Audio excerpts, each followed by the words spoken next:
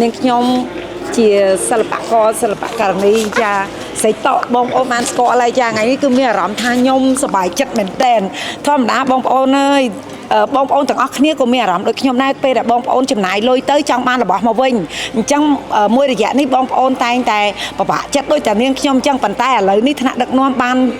គិតគូរដល់ប្រជាពលរដ្ឋយើងចាទូទាំងប្រទេសទាំងអស់ហើយជាពិសេសបងប្អូនអ្នកទិញបរិយហ្នឹងណាចាបរិយលេងវ៉ាត្រាហ្នឹងគឺឥឡូវហ្នឹងគឺយើងបានទទួលប្លង់ដោយជាកម្មសិទ្ធិរបស់ខ្លួនឯងហើយអញ្ចឹងមានអីក្រៅពីចាលើកម្រាមដៃ10ជូនពរដល់ថ្នាក់ដឹកនាំដែលបានគិតគូរដល់ចាប្រជាពលរដ្ឋទាំងអស់សូមឲ្យលោកមានសុខភាពល្អដើម្បីដឹកនាំចាប្រទេស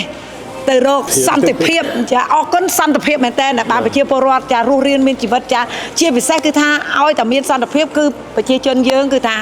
រស់ស៊ីមានបានសុខដុមរមនាចាហើយសំខាន់គឺសប្បាយចិត្តខ្លាំងហើយនេះចាអរគុណចា